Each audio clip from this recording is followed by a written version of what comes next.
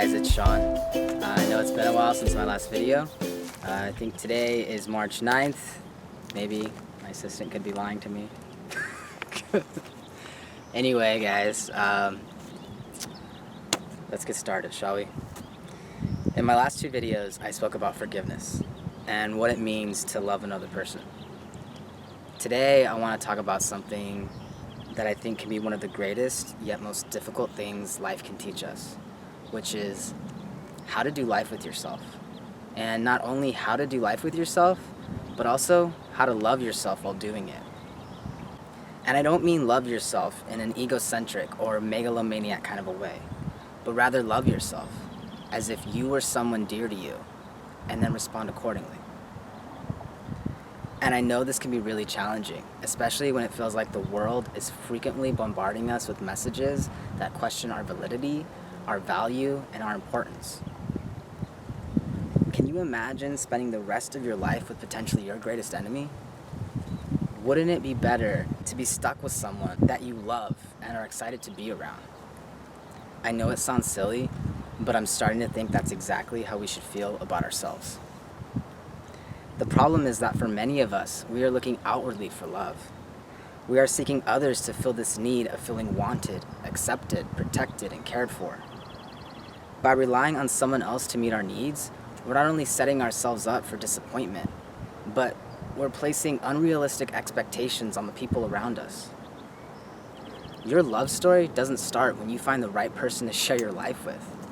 It starts with you.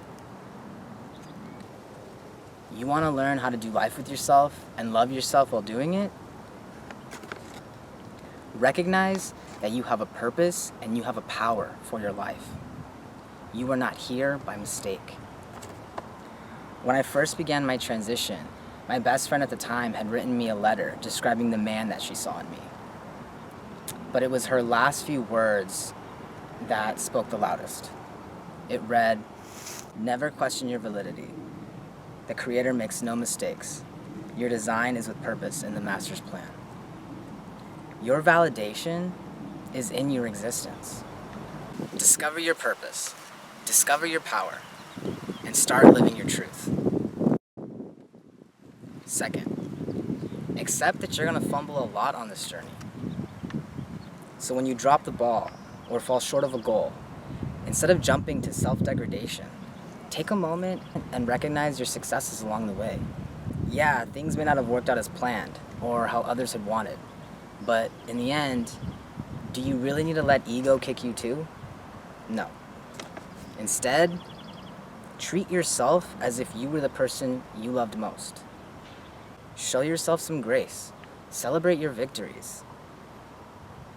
Remember not to measure your success by your daily output, but by the seeds that you have planted.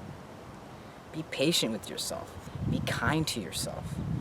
Look in the mirror and tell your spirit that you appreciate its efforts and that you love it. I know it sounds silly, but trust me, you need to hear it.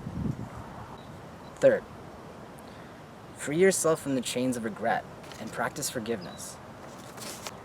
Not just forgiving the people that have hurt you, but forgiving yourself. I feel like too often we allow ourselves to become defined by our past mistakes or held hostage by negative experiences. Instead of carrying around this dead weight of guilt and regret or pride and anger, let it go and let God. Give it up to the universe.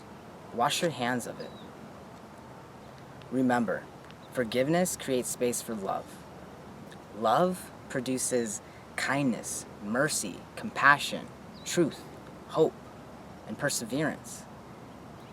By practicing forgiveness, you are promoting healing, and most of us need a lot of healing.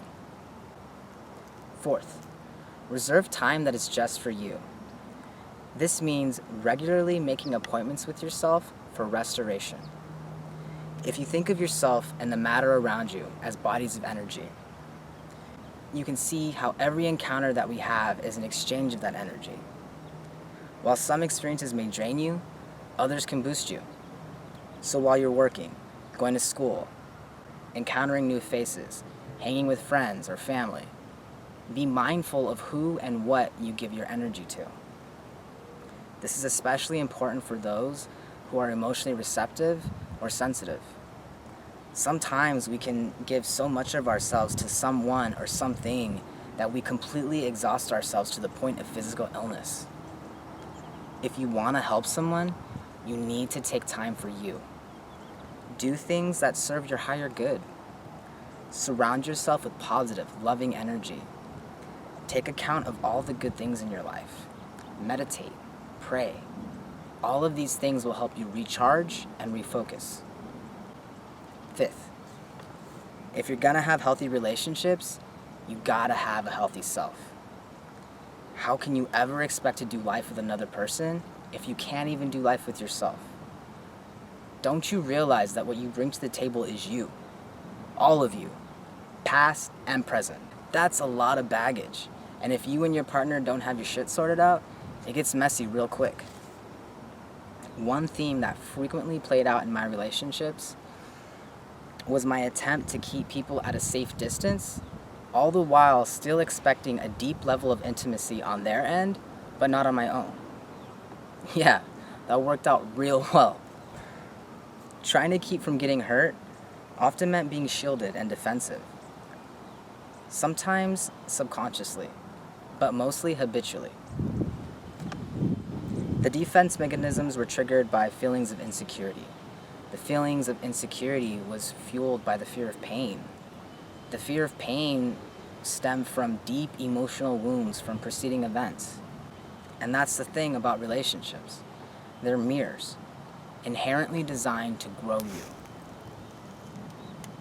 When you're able to come full circle, meaning taking accountability for your life, taking responsibility for your actions, and understanding that you are still growing on this journey, you come into this space of self-acceptance and self-love. You are now so comfortable in your own space that you can actually invite someone else into it. Doing life with yourself means looking inwardly for love. Discover your power. Discover your purpose. Put aside ego. Practice forgiveness. Take care of you. Have a healthy self to have healthy relationships. All of these things will help you find the greatest love story of them all. The one with yourself.